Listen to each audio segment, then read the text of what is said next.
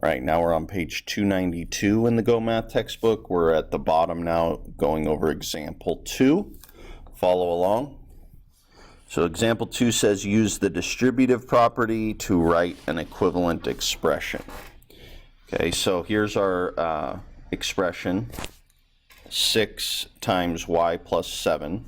And the distributive property says we can multiply the 6 times the y plus 6 times 7.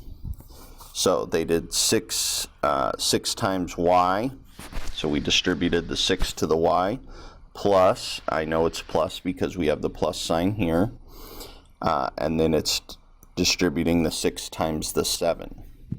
Okay. 6 times y is just 6y plus, and then 6 times 7, 42. So the expression 6y plus 42 is equivalent to 6 times y plus 7. Okay, these two are equivalent. 6y plus 42 is equal to 6 times y plus 7. Okay. Now we can prove that too. If we plug in any number for y, we can do both problems and get the same answer. Let me show you that real quick. Let's say I'll plug in an easy number. Let's say I plug in 1 for y. So let me evaluate this expression where y equals 1. So that would be 6 times 1 plus 42. Well, 6 times 1 is 6 plus 42. That's going to be 48. If I plug in 1 here, that's going to be 6 times 1 plus 7. That's going to be 8. 6 times 8 also equals 48. So you see we can check to see if those two expressions are equivalent by simply choosing a number that we want for y, plugging that same number in for both cases, and see if we get the same answer, which in this case we did, 48 and 48.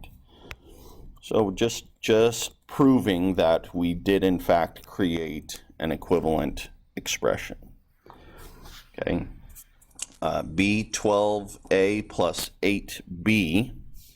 Okay, so now this is where it gets a little more tricky as far as the distributive property, because we're going to it's called factoring out a number.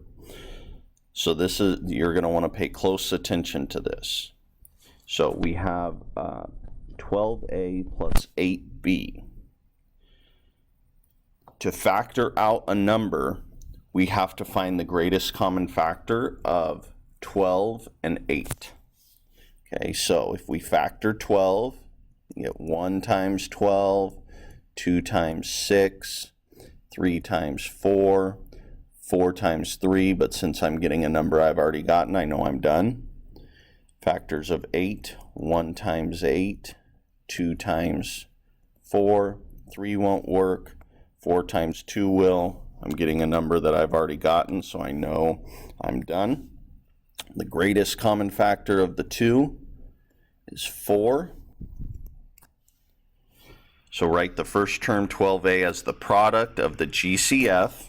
GCF was 4. Product means multiply, and another factor. Okay, so what that's saying is 4 times what will give you 12a? Well, 4 times 3a will give you 12a. So we're factoring out, we're pulling out this 4. Okay, then we do the same thing for 8b. We pull out the 4 because we know it's a factor. 4 times what is 8? 2, and then we keep the b attached. And then we factor out both the 4's. And we say, okay, 4 times, and then the two terms, 3a plus 2b. So the expression 4, and then we could put a times there, or we could simply put the parentheses, 3a plus 2b. Okay, so we factored out this 4, because if we distribute it back, we get back to the same expression. 4 times 3a is 12a. 4 times 2b is 8b.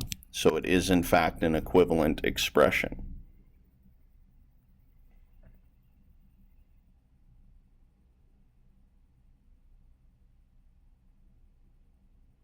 Now, we could use another factor. For example, I could write another, if you see here, give a different expression that is equivalent. Well, I could also factor out a 2. So take out a 2. 2 times what is 12? 2 times 6, and then attach the a, plus 2 times what is 8? 2 times 4 is 8, and then attach the b. This would also be an equivalent expression to our original expression. Okay. So this B example is definitely going to be this is probably the newest kind of information that you're getting in today's lesson as compared to yesterday's. All right, thanks for watching. Next video, we're going to continue with some more examples.